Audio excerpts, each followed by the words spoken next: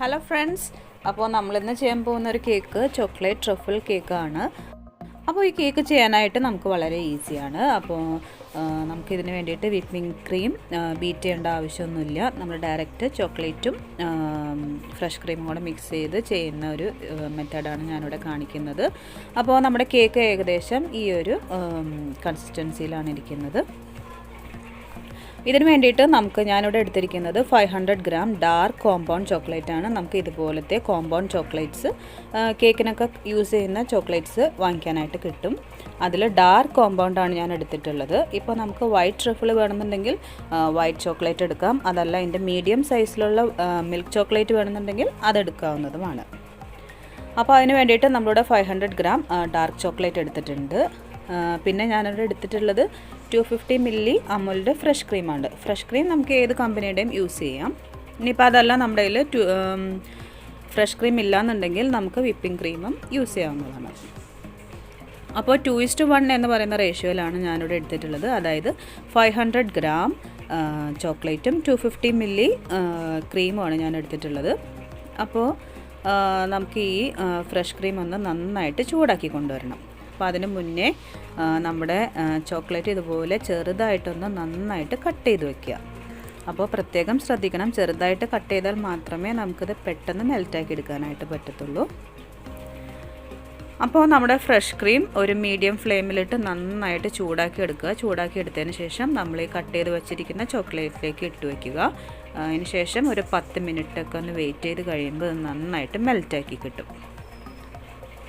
അപ്പോൾ നല്ല ചൂടുള്ള ഫ്രഷ് ക്രീമാണ് ഞാൻ ഇതിലേക്ക് ഒഴിച്ചിട്ടുള്ളത്. പ്രത്യേകം ശ്രദ്ധിക്കണം, മീഡിയം ഫ്ലെയിമിലിട്ട് മാത്രം ചൂടാക്കി എടുക്കാൻ ശ്രദ്ധിക്കുക. ഒരു 10 മിനിറ്റ് വെയിറ്റ് ചെയ്ത് കഴിയുമ്പോൾ നന്നായിട്ട് ഇതുപോലെ ഒന്ന് മിക്സ് ചെയ്ത് കൊടുക്കുക. അപ്പോൾ നമ്മുടെ ചോക്ലേറ്റ്സൊക്കെ നന്നായിട്ടൊന്ന് മെൽറ്റായിട്ട് കിട്ടും.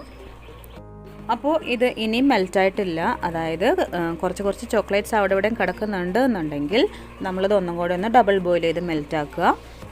അതല്ല നമ്മളിപ്പോൾ നേരത്തെ ചെറിയ പീസസ് ആയിട്ടാണ് നമ്മുടെ ചോക്ലേറ്റ്സ് കട്ട് ചെയ്തിട്ടുള്ളതെങ്കിൽ ഇത് പെട്ടെന്ന് തന്നെ മെൽറ്റായി കിട്ടും.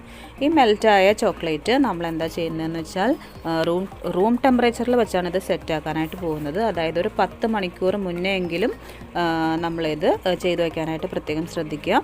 അപ്പോൾ നമ്മളിതൊരു എയർ ടൈറ്റ് ആയിട്ടുള്ളൊരു കണ്ടെയ്നറിൽ 10 മണിക്കൂർ മുന്നേ ചെയ്തൊന്ന് സൂക്ഷിച്ച് വയ്ക്കുക. അപ്പോൾ 10 മണിക്കൂർ കഴിയുമ്പോഴത്തേക്കും നമ്മളിത് ഐസിങ് ചെയ്യാവുന്ന കറക്റ്റ് കൺസിസ്റ്റൻസിയിലേക്ക് കിട്ടുന്നതാണ്. ഇപ്പോൾ ഇത് 10 മണിക്കൂർ കഴിഞ്ഞിട്ടുള്ളൊരു കൺസിസ്റ്റൻസിയാണിത്. അപ്പം നന്നായിട്ട് ഐസിങ് ചെയ്യാൻ പറ്റുന്ന ഒരു കൺസിസ്റ്റൻസിയിലാണ് നമുക്കിത് കിട്ടിയിട്ടുള്ളത്. അപ്പോൾ കേക്ക് ബോർഡിൽ കുറച്ചൊന്ന് അപ്ലൈ ചെയ്ത് കൊടുക്കുക. ഇനിയിപ്പോൾ നമ്മളിത് ഫ്രിഡ്ജിലാണ് സൂക്ഷിക്കുന്നതെങ്കിൽ നമുക്ക് ഐസിങ് ചെയ്യാൻ പറ്റാത്തൊരു കൺസിസ്റ്റൻസിയിലായിരിക്കും നമുക്ക് കിട്ടുന്നത്.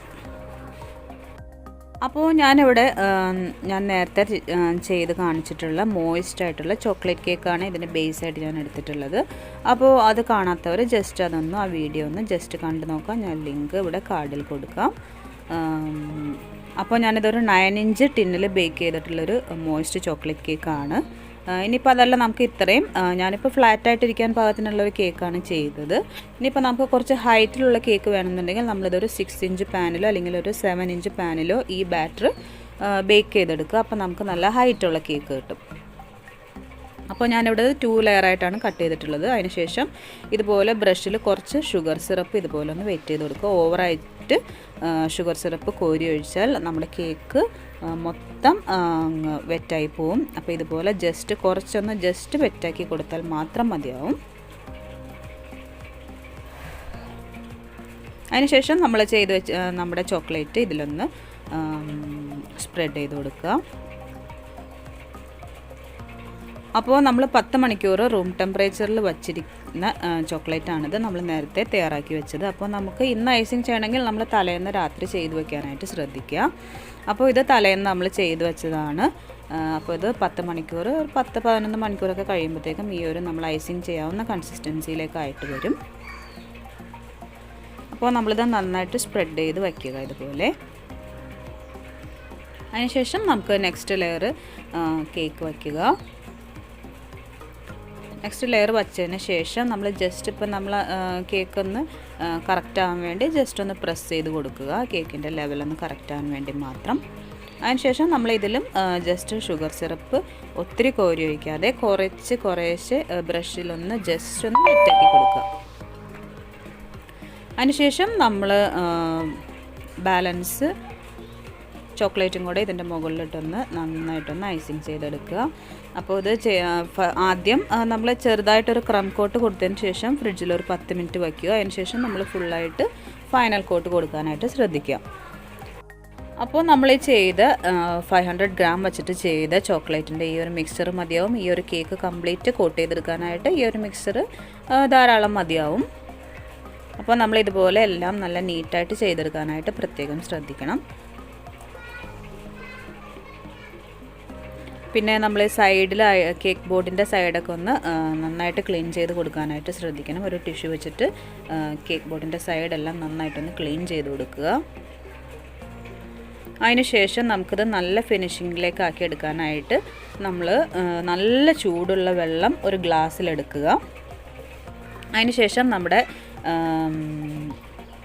സ്പാറ്റുല ജസ്റ്റ് ആ ചൂടുവെള്ളത്തിലൊന്ന് മുക്കുക. അതിന് ശേഷം ഒരു ടിഷ്യൂ വെച്ചിട്ടോ അല്ലെങ്കിൽ ഒരു തുണി വെച്ചിട്ടോ ഒന്ന് തുടച്ചതിന് ശേഷം ഇതുപോലെ കേക്കിൻ്റെ മുകളിൽ ജസ്റ്റ് ഒന്ന് സ്വൈപ്പ് ചെയ്തെടുക്കുക.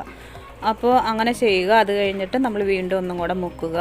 തുണി വെച്ച് തുടച്ചിട്ട് വീണ്ടും കേക്കിൻ്റെ മുകളിൽ നന്നായിട്ടൊന്ന് സ്വൈപ്പ് ചെയ്തെടുക്കുക.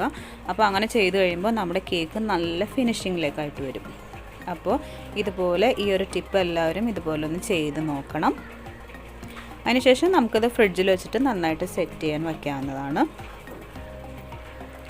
പിന്നീട് നമുക്ക് ഇതിൻ്റെ മുകളിൽ നമുക്ക് ഇഷ്ടമുള്ള ഡെക്കറേഷൻസ് കൊടുക്കാം. സൈഡിൽ വേണമെങ്കിൽ ചോക്ലേറ്റ് ചിപ്സ് കൊടുക്കാം. അതല്ലാന്നുണ്ടെങ്കിൽ ഇതുപോലെ നമുക്കൊരു വൈറ്റ് ചോക്ലേറ്റ് മെൽറ്റ് ചെയ്തതിന് ശേഷം ഇതുപോലെ ലൈൻസ് വരച്ച് കൊടുക്കാം. പിന്നീട് കുറച്ച് പിസ്തയോ കാഷ്യോ ബദാം നമുക്ക് ഇഷ്ടമുള്ള നട്ട്സ് ഇതുപോലെ കട്ട് ചെയ്തിട്ട് കൊടുക്കാം. ഡെക്കറേഷൻസ് എല്ലാം നമ്മുടെ ഐഡിയ പോലെ നമുക്ക് ചെയ്യാം. കട്ട് ചെയ്യുമ്പോഴുള്ള കൺസിസ്റ്റൻസി എന്ന് പറയുമ്പോൾ ഇതുപോലെ ആയിരിക്കും ഇരിക്കുന്നത്.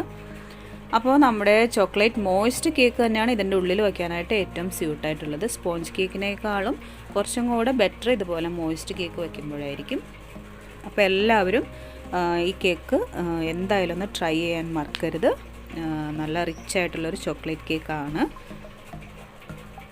അപ്പോൾ ഈ വീഡിയോ ഇഷ്ടമായിട്ടുണ്ടെന്നുണ്ടെങ്കിൽ തീർച്ചയായിട്ടും എല്ലാവരും വീഡിയോ ലൈക്ക് ചെയ്യാനായിട്ട് മറക്കരുത്. നെക്സ്റ്റ് വീഡിയോസിന് വേണ്ടി എൻ്റെ ചാനൽ സബ്സ്ക്രൈബ് ചെയ്യാനും മറക്കരുത്. Thanks for watching.